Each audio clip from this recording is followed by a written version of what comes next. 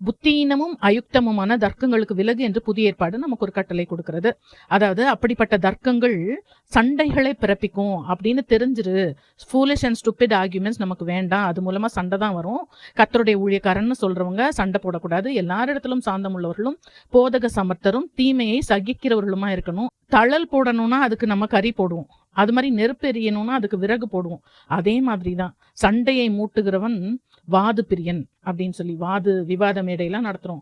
நம்ம அதை செய்ய வேண்டாம், வாக்குவாதம் பண்ணிடாதீங்க. சண்டையுடைய ஆரம்பம் மதகை திறந்து விடுகிறது போல இருக்கும், அது எங்கே போய் முடியும்னு தெரியாது. அதனால விவாதம் எழும்பும் முன் அதை விட்டு விடு அப்படின்னு வேதம் சொல்லுகிறது.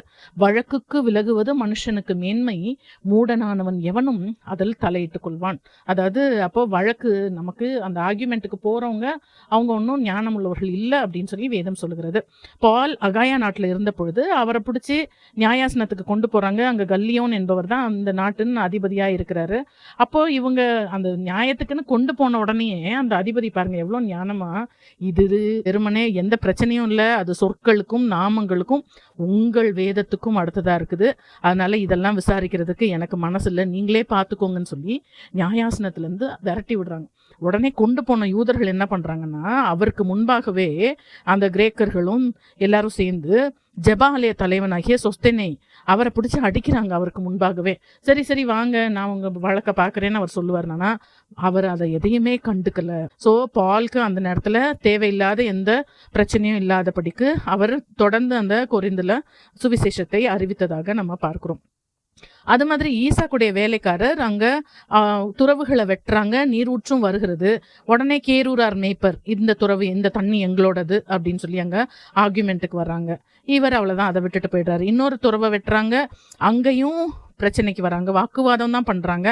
உடனே அவர் அதை விட்டு பெயர்ந்து போயிடுறாரு, இந்த இடமே வேண்டான்னு சொல்லி அவர் போயிடுறாரு. அதற்கு பிறகு இன்னொரு இடத்துல போய் துறவை வெட்டுறாங்க, அங்கே அவங்க யாருமே வாக்குவாதம் பண்ணவோ சண்டை போடவோ வரல. அப்போ ஈசாக்கு நாம் தேசத்தில் பழுகும்படி இப்பொழுது கர்த்தர் நமக்கு இடம் உண்டாக்கினார் என்று சொல்லி அதுக்கு ரெகோபோத் அப்படின்னு சொல்லி பெயரிட்டார். ஸோ தேவன் நமக்கு கொடுக்கறது சமாதானமாய் சந்தோஷமாய் இருக்கும் என்று அறிந்து நாம் என்ன ப்ராப்ளமாக இருந்தாலும் அந்த ஆண்டவரத்தில் வைத்து விட்டு நம்ம சண்டைக்கு போகாமல் வாக்குவாதம் பண்ணாமல் இருந்தால் தேவன் நம்மை ஆசீர்வதிப்பார். கேள்வி: என் உரையாடல்கள் தேவ பக்தியையும் சமாதானத்தையும் உருவாக்குகிறதா அல்லது குழப்பம், பெருமை, சண்டைகளை உருவாக்குகிறதா? ஜெபம்: அன்புள்ள ஆண்டவரே, தேவையில்லாத புத்தியீனமான எந்த வழக்குக்கும் எந்த வாதுக்கும் நாங்கள் உடன்படாமல் அது தொடங்குது அப்படின்னு தெரிந்தாலே ஞானமாய் அந்த இடத்த விட்டு விலகி இருக்கவும், கர்த்தருடைய நாமத்தை சொல்லுகிற நாங்கள் சண்டை போடாமல் எல்லாரிடத்திலும் சாந்தமாய் இருக்க நீர் எங்களுக்கு உதவி செய்யுங்க. ஆமேன்.